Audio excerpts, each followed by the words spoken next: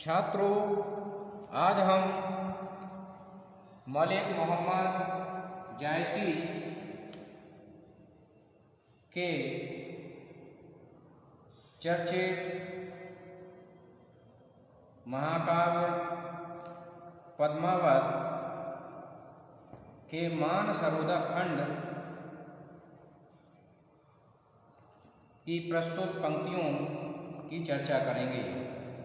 इससे पूर्व भी हमने मानसरोवर खंड की महत्वपूर्ण पंक्तियों की चर्चा की थी। यह पंक्तियां भी अपने आप में अत्यंत महत्वपूर्ण पंक्तियां हैं। तो आइए छात्रों, शुरू करते हैं मानसरोवर खंड की प्रस्तुत पंक्तियां।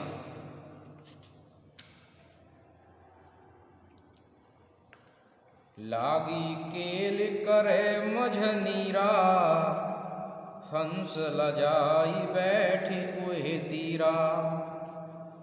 पद्मावती कौतिक कह राखी, तुम शशि होए तरायन साखी।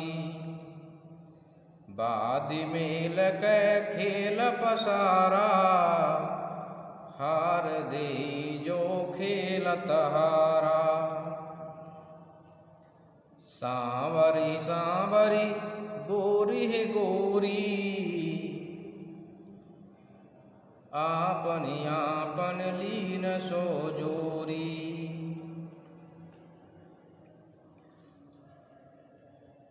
बूझ खेल खेलऊ एक साथा, हार न होए पराए हाथा। आज हो खेल बहुरखित होई, खेल गए कत खेल कोई। धनि सो खेल खेल सह प्रेमा, रौताई और कुशल क्षेमा। मोहम्मद वाजी प्रेम के, ज्यों भावे त्यों खेल। तिल फूलई के संग ज्यों होई फुलायन तेल। कि लागी केली करे मझनीरा, और हंस लजाई बैठे कोई तीरा।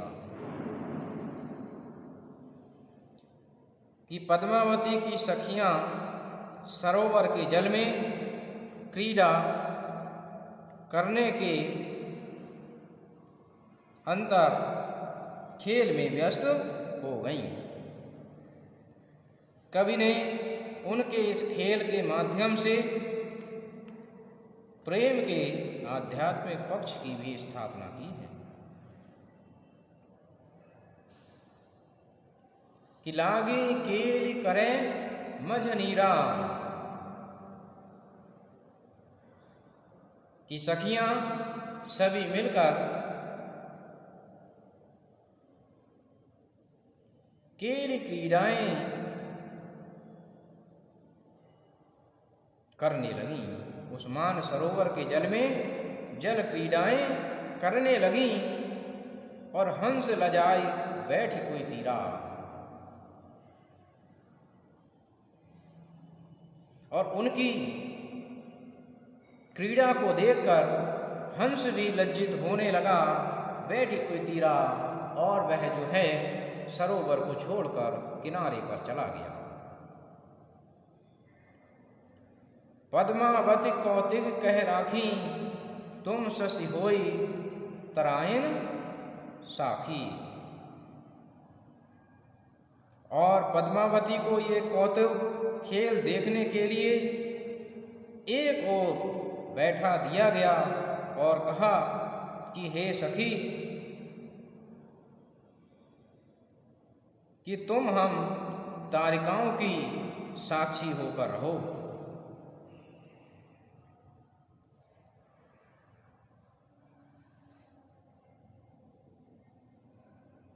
कि तुम शशि होई तराइन साखी, तुम शशि, शशि माने चंद्रमा, और होई तराइन माने तारिकाओं की साक्षी रहोगी। कि बाद मेल के खेल पसारा, कि बाद मेल के खेल पसारा, और हार दे जो खेलत हारा।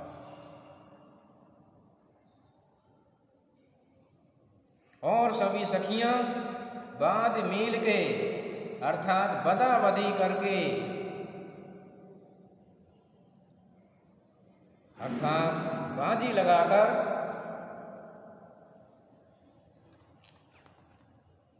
खेल खेलने लगी, और हार दे जो खेलत हारा।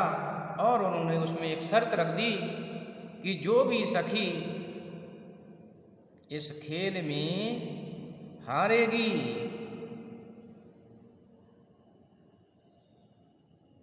वह सखी अपने गले का हार दे देगी। अब इस खेल खेलने के लिए उन्होंने अपनी टोलियां बना ली,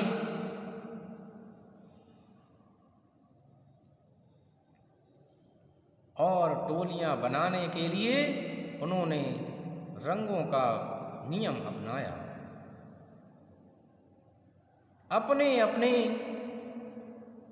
रंग के अनुसार उन सखियों ने अपनी दूसरी सहयोगी सखी को अपनाया।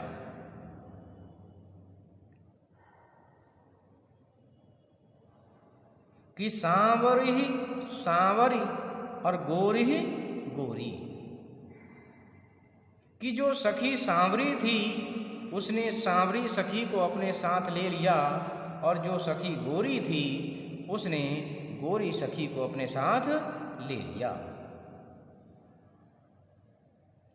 आपन आपन लीन सो जोड़ी, इस प्रकार से उन्होंने अपनी अपनी जोड़ी बना ली, अपने अपने युगल बना लिए। और बूझ खेल खेलौ एक साथा, और हार न होए पराए हाथा। और वे आपस में एक दूसरे से बातचीत कर रही हैं और समझा रही हैं एक दूसरे को कि बूझ खेल खेलौ एक साथा, एक साथ मिलकर हम सबको खेलना है, लेकिन यह ध्यान रखना है कि हार न होए परायु हाथा। एक सखी अपनी सहपाठी दूसरी सहेली से कह रही है, सखी को बता रही है कि हमें खेल इस प्रकार से खेलना है कि हमें हारना नहीं है। आजहु खेल बहुर कित होई, और खेल गए कत खेले कोई।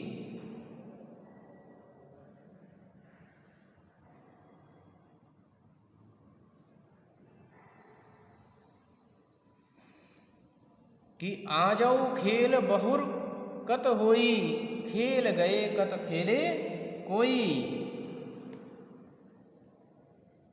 कि आज जैसा खेल हम लोग खेलेंगे वह खेल खेलने को कत माने कहाँ होगा, बहुर माने दोबारा।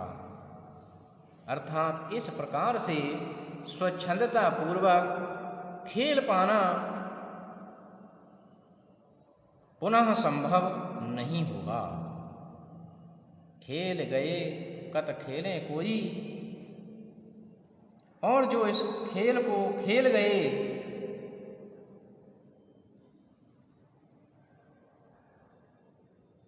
वे वास्तव में धन्य हैं।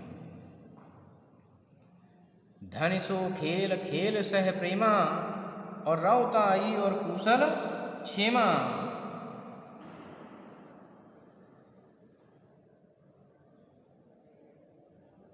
कि धन सो खेल खेल सो प्रेमा, रौताई और कुशल क्षेमा। कि वह प्रेम धन्य है जिस खेल के लिए प्रेम पूर्वक खेला जाता है। और इस खेल में हमें अपने स्वामित्व को भी बचाए रखना है और इसके साथ ही कुशल क्षेमा और दूसरे की कुशलता को भी ध्यान में रखना है। कहने का अर्थ है कि हमें अपना आधिपत्य भी बनाना है, लेकिन उस आधिपत्य को बनाने के लिए हमें किसी भी सहेली का नुकसान नहीं करना है, उसको हानि नहीं पहुंचानी है। मोहम्मद बाजी प्रेम के ज्यों भावे त्यों खेल, और तिल फूलन के संग ज्यों होए फुलायन तेल। कि जायसी जी कहते हैं कि प्रेम की इस बाजी को जैसे भी तुम्हें अच्छी लगे खेलो।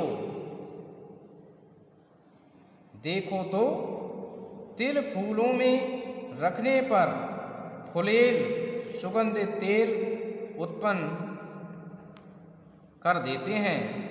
तात्पर्य यह है कि निरंतर परमपिता परमात्मा से प्रेम करते हैं, उनमें परमात्मा तत्व का निवास हो जाता है, अर्थात वे परमात्मा के गुणों से स्वयं संपन्न हो जाते हैं, अर्थात वे परमात्मा में विलीन हो जाते हैं, एकाकार हो जाते हैं। तो इसलिए प्रेम की बाजी को या प्रेम के खेल को जैसे चाहो खेलो, लेकिन स्वामित्व और कुशलता का ध्यान रखना होगा।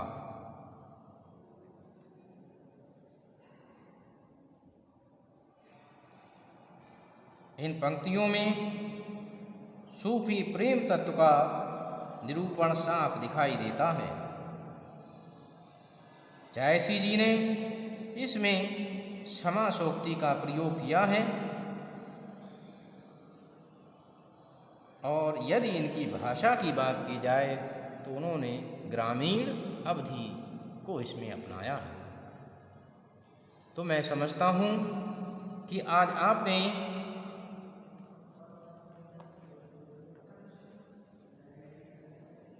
जायसी जी की प्रस्तुत पंक्तियों को समझा होगा, सीखा होगा। धन्यवाद।